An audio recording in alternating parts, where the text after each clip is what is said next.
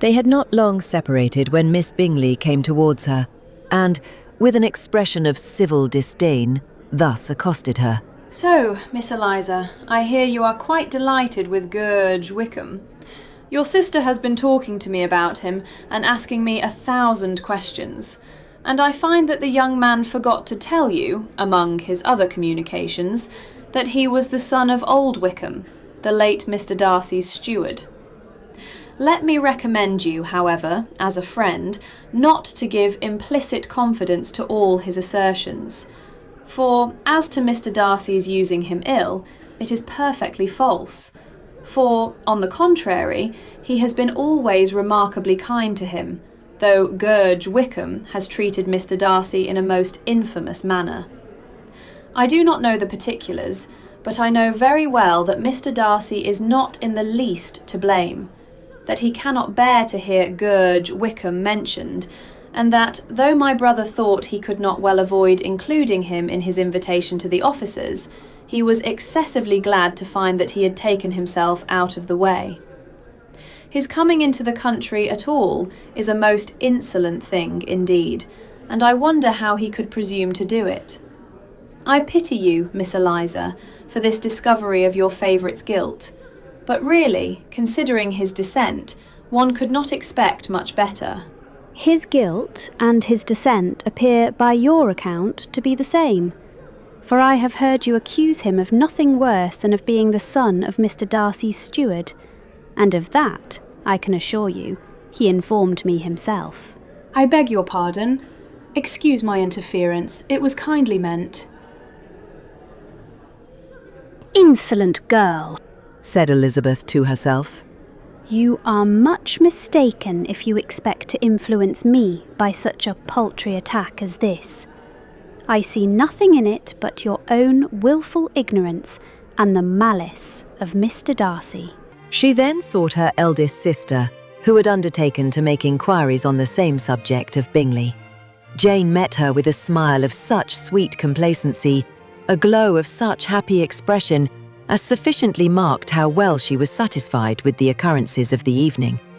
Elizabeth instantly read her feelings, and at that moment, solicitude for Wickham, resentment against his enemies, and everything else gave way before the hope of Jane's being in the fairest way for happiness. "I want to know," said she, with a countenance no less smiling than her sister's, "what you have learned about Mr. Wickham. But perhaps you have been too pleasantly engaged to think of any third person, in which case you may be sure of my pardon." "No, I have not forgotten him, but I have nothing satisfactory to tell you.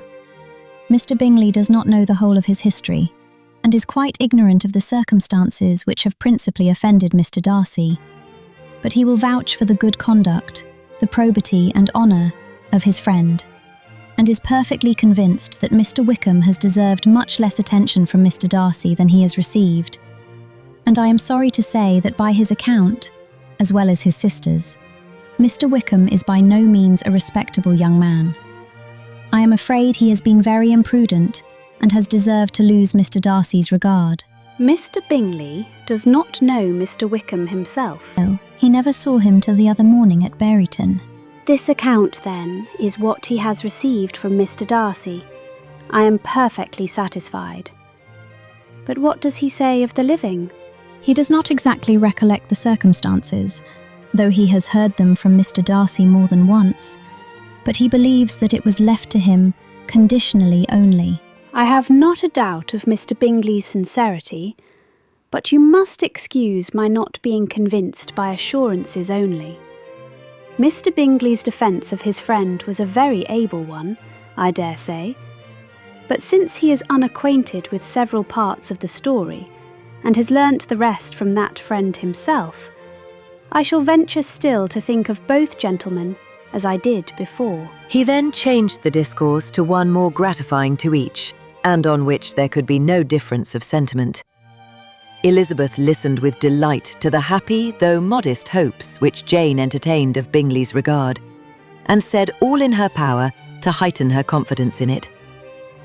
On their being joined by Mr. Bingley himself, Elizabeth withdrew to Miss Floofcass, to whose inquiry, after the pleasantness of her last partner, She had scarcely replied before Mr. Collins came up to them and told her with great exultation that he had just been so fortunate as to make a most important discovery. I have found out, by a singular accident, that there is now in the room a near relation to my patroness. I happened to overhear the gentleman himself mentioning to the young lady who does the honours of this house the names of his cousin, Miss de Bear, and of her mother, Lady Catherine. How wonderfully these sort of things occur! Who would have thought of my meeting with, perhaps, a nephew of Lady Catherine de Bear in this assembly? I am most thankful that the discovery is made in time for me to pay my respects to him, which I am now going to do, and trust he will excuse my not having done it before. My total ignorance of the connection must plead my apology. You are not going to introduce yourself to Mr. Darcy? Indeed I am. I shall entreat his pardon for not having done it earlier. I believe him to be Lady Catherine's nephew. It will be in my power to assure him that her ladyship was quite well yesterday se'nnight. Elizabeth tried hard to dissuade him from such a scheme, assuring him that Mr. Darcy would consider his addressing him without introduction as an impertinent freedom rather than a compliment to his aunt, that it was not in the least necessary there should be any notice on either side, and that if it were, it must belong to Mr. Darcy, the superior in consequence, to begin the acquaintance.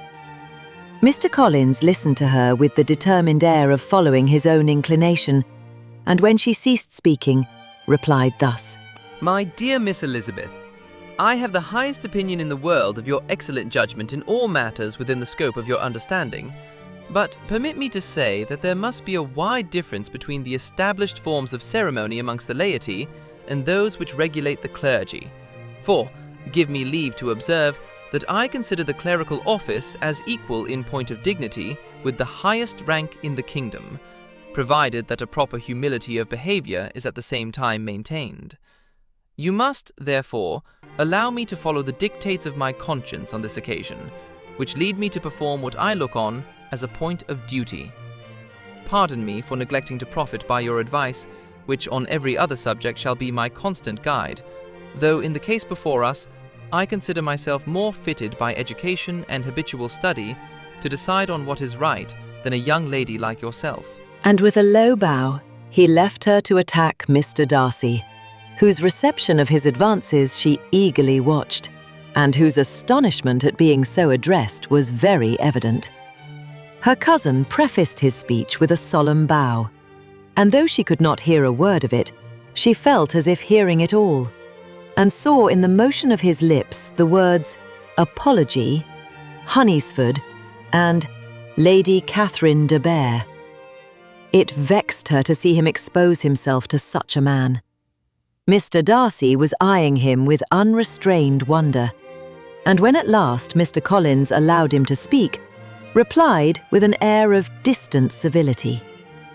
Mr. Collins, however, was not discouraged from speaking again, and Mr. Darcy's contempt seemed abundantly increasing with the length of his second speech, and at the end of it, he only made him a slight bow and moved another way. Mr. Collins then returned to Elizabeth. I have no reason, I assure you, to be dissatisfied with my reception. Mr. Darcy seemed much pleased with the attention. He answered me with the utmost civility, and even paid me the compliment of saying that he was so well convinced of Lady Catherine's discernment as to be certain she could never bestow a favour unworthily. It was really a very handsome thought. Upon the whole, I am much pleased with him.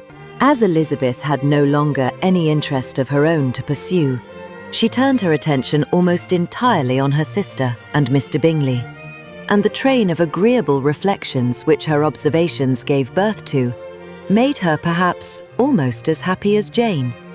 She saw her, in idea, settled in that very house, in all the felicity which a marriage of true affection could bestow, and she felt capable, under such circumstances, of endeavouring even to like Bingley's two sisters.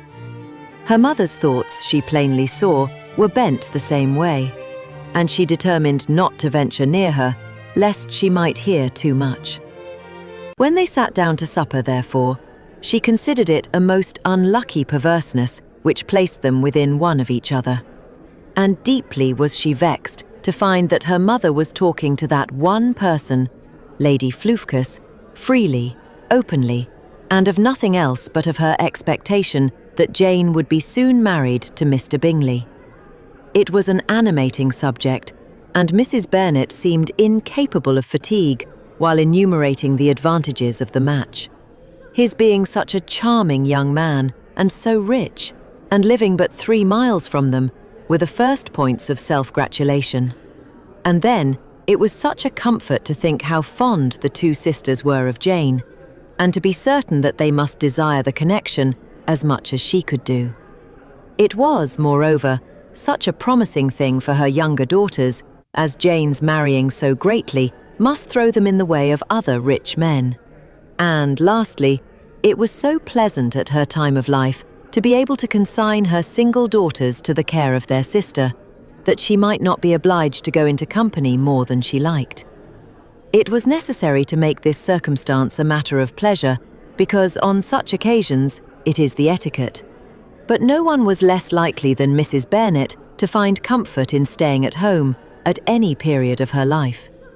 She concluded with many good wishes that Lady Floofkes might soon be equally fortunate, though evidently and triumphantly believing there was no chance of it. In vain did Elizabeth endeavour to check the rapidity of her mother's words, or persuade her to describe her felicity in a less audible whisper.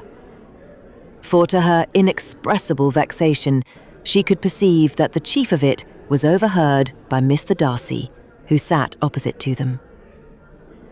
Her mother only scolded her for being nonsensical. "What is Mr. Darcy to me, pray, that I should be afraid of him? I am sure we owe him no such particular civility as to be obliged to say nothing he may not like to hear." For heaven's sake, madam, speak lower. What advantage can it be to you to offend Mr. Darcy? You will never recommend yourself to his friend by so doing. Nothing that she could say, however, had any influence. Her mother would talk of her views in the same intelligible tone. Elizabeth blushed, and blushed again, with shame and vexation. She could not help frequently glancing her eye at Mr. Darcy, though every glance convinced her of what she dreaded. For though he was not always looking at her mother, she was convinced that his attention was invariably fixed by her. The expression of his face changed gradually from indignant contempt to a composed and steady gravity. At length, however, Mrs. Bearnet had no more to say, and Lady Floofkes, who had been long yawning at the repetition of delights which she saw no likelihood of sharing, was left to the comforts of cold ham and chicken. Elizabeth now began to revive. But not long was the interval of tranquillity, for when supper was over, singing was talked of, and she had the mortification of seeing Mary, after very little entreaty, preparing to oblige the company. By many significant looks and silent entreaties did she endeavour to prevent such a proof of complaisance, but in vain. Mary would not understand them. Such an opportunity of exhibiting was delightful to her, and she began her song. Elizabeth's eyes were fixed on her with most painful sensations, and she watched her progress through the several stanzas with an impatience which was very ill rewarded at their close. For Mary, on receiving amongst the thanks of the table the hint of a hope that she might be prevailed on to favour them again, after the pause of half a minute, began another. Mary's powers were by no means fitted for such a display. Her voice was weak, and her manner affected. Elizabeth was in agonies. She looked at Jane to see how she bore it, but Jane was very composedly talking to Bingley. She looked at his two sisters and saw them making signs of derision at each other, and at Darcy, who continued, however, impenetrably grave. She looked at her father to entreat his interference, lest Mary should be singing all night. He took the hint, and when Mary had finished her second song, said aloud, "That will do extremely well, child. You have delighted us long enough. Let the other young ladies have time to exhibit." Mary, though pretending not to hear, was somewhat disconcerted, and Elizabeth, sorry for her and sorry for her father's speech, was afraid her anxiety had done no good. Others of the party were now applied to. If I were so fortunate as to be able to sing, I should have great pleasure, I am sure, in obliging the company with an air, for I consider music as a very innocent diversion, and perfectly compatible with the profession of a clergyman. I do not mean, however, to assert that we can be justified in devoting too much of our time to music, for there are certainly other things to be attended to. The rector of a parish has much to do. In the first place, he must make such an agreement for tithes as may be beneficial to himself and not offensive to his patron. He must write his own sermons, and the time that remains will not be too much for his parish duties and the care and improvement of his dwelling, which he cannot be excused from making as comfortable as possible. And I do not think it of light importance that he should have attentive and conciliatory manners towards everybody, especially towards those to whom he owes his preferment. I cannot acquit him of that duty, nor could I think well of the man who should omit an occasion of testifying his respect towards anybody connected with the family. And with a bow to Mr. Darcy, he concluded his speech, which had been spoken so loud as to be heard by half the room. Many stared, many smiled, but no one looked more amused than Mr. Bearnet himself, while his wife seriously commended Mr. Collins for having spoken so sensibly, and observed, in a half-whisper to Lady Floofkes, that he was a remarkably clever, good kind of young man. To Elizabeth it appeared that had her family made an agreement to expose themselves as much as they could during the evening, it would have been impossible for them to play their parts with more spirit or finer success. And happy did she think it for Bingley and her sister that some of the exhibition had escaped his notice, and that his feelings were not of a sort to be much distressed by the folly which he must have witnessed. That his two sisters and Mr. Darcy, however, should have such an opportunity of ridiculing her relations was bad enough, and she could not determine whether the silent contempt of the gentlemen or the insolent smiles of the ladies were more intolerable. The rest of the evening brought her little amusement. She was teased by Mr. Collins, who continued most perseveringly by her side, and though he could not prevail with her to dance with him again, put it out of her power to dance with others. In vain did she entreat him to stand up with somebody else, and offered to introduce him to any young lady in the room. He assured her that, as to dancing, he was perfectly indifferent to it, that his chief object was, by delicate attentions, to recommend himself to her, and that he should therefore make a point of remaining close to her the whole evening.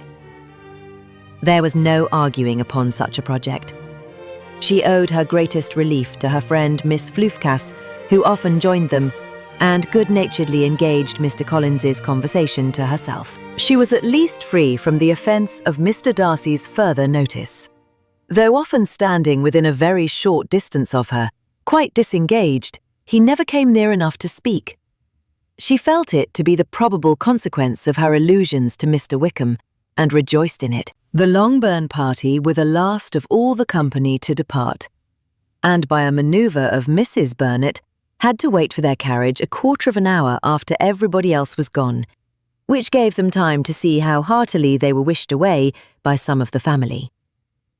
Mrs. First and her sister scarcely opened their mouths, except to complain of fatigue, and were evidently impatient to have the house to themselves. They repulsed every attempt of Mrs. Bearnet at conversation, and, by so doing, threw a languor over the whole party, which was very little relieved by the long speeches of Mr. Collins, who was complimenting Mr. Bingley and his sisters on the elegance of their entertainment and the hospitality and politeness which had marked their behaviour to their guests. Darcy said nothing at all. Mr. Bearnet, in equal silence, was enjoying the scene. Mr. Bingley and Jane were standing together a little detached from the rest, and talked only to each other. Elizabeth preserved as steady a silence as either Mrs. First or Miss Bingley, and even Lydia was too much fatigued to utter more than the occasional exclamation of, "Lord, how tired I am!" accompanied by a violent yawn.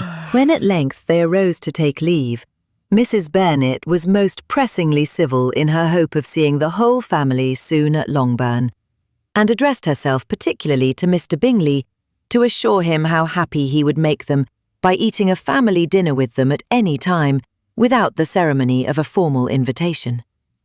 Bingley was all grateful pleasure, and he readily engaged for taking the earliest opportunity of waiting on her after his return from London, whither he was obliged to go the next day for a short time. Mrs. Bearnet was perfectly satisfied, and quitted the house under the delightful persuasion that, allowing for the necessary preparations of settlements, new carriages, and wedding clothes, she should undoubtedly see her daughter settled at Nuzzlefield in the course of 3 or 4 months. Of having another daughter married to Mr. Collins, she thought with equal certainty, and with considerable, though not equal, pleasure. Elizabeth was the least dear to her of all her children, and though the man and the match were quite good enough for her, the worth of each was eclipsed by Mr. Bingley and Nuzzlefield.